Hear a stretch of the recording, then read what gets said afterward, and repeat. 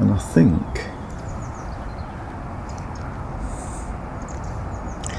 I'm just going to take a test shot, quarter of a second, f11, ISO 250. I think that's going to be the composition that you can see now. Just put this up.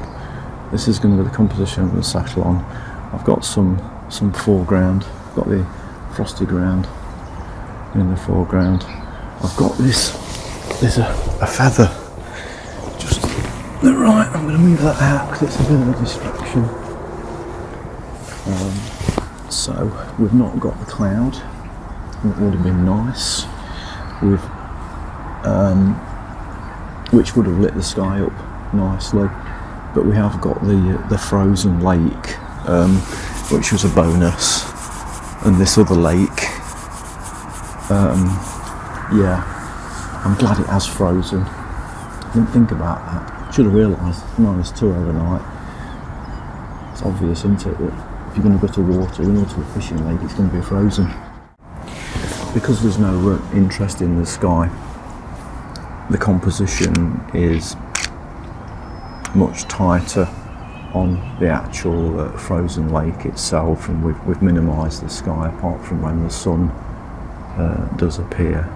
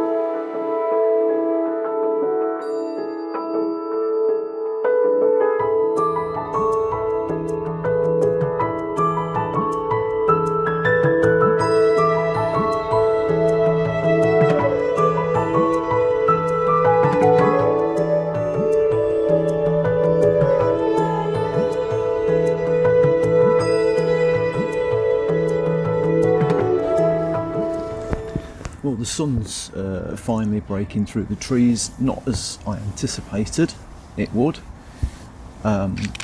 It's given a line down the middle of the lake, and looking at it now, where the position of the sun is, oh, it's cold. I'm not sure the composition is going to work, but we'll stick at it.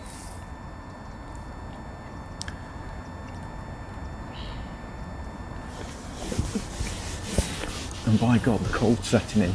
Behind me, the light is amazing. Just behind, all the trees are lit up, really nice. Still showing some autumn colours there. But here, I'm still waiting for something that I really like.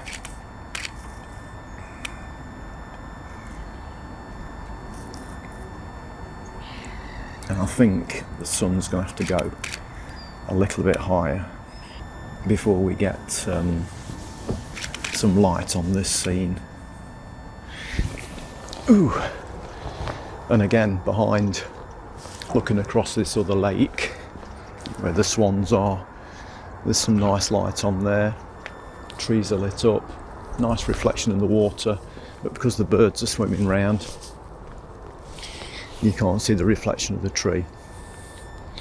So we're going to persevere here. I'm not going to move. I'm going to stick it out and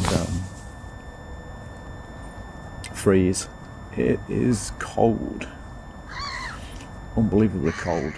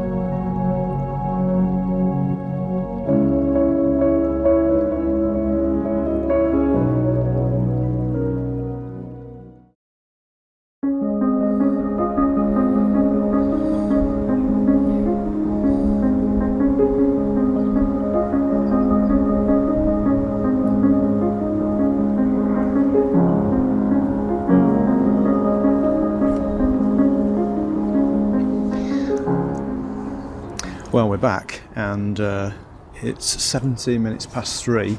Sunset is 23 minutes past 4. So we've got the best part of an hour now, and the sun already feels like it's going down because it's low in the sky. And I'm on the actual lake is still frozen. It's not defrosted at all today. So I'm going to use the reflection on the ice. There is some cloud in the sky. Now hopefully as the sun goes down, or just after the sun goes down, that cloud is going to light up and reflect into the water. That's the plan. Of course, even though that's the plan, it might not happen.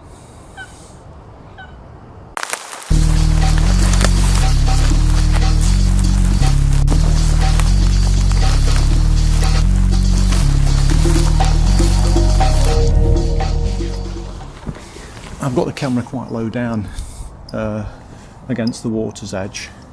The shot I'm planning is literally at 24mm, so it's quite a wide shot, and it's almost a pano effect with the trees. So the trees, the pano effect of the trees are in the upper part of the image, and I'll put some video on so you can see that. And then I'm going to take two main shots, one of the sky reflection in the water, and then I'm going to move the camera up so we've got a shot of the sky as well. So kind of two main compositions here. It's not as cold as this morning, it's about 5 degrees now, but obviously as the sun goes down it is going to get colder. So we'll take a few shots in between as that sun goes down and see how we go. Yeah, sunrise and sunset in the same day.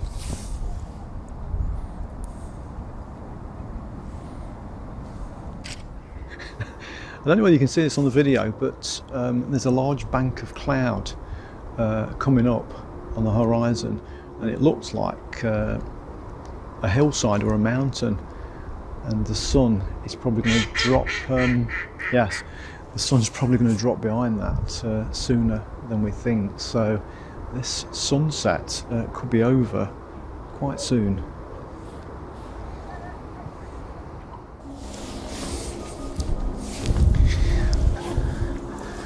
I've put a filter on now just to tone down the light in the sky, just to balance it out against the foreground. So we are getting a bit more detail in the foreground now. The filter's darkening the sky and balancing out the light. And we are starting to get some colour in the sky.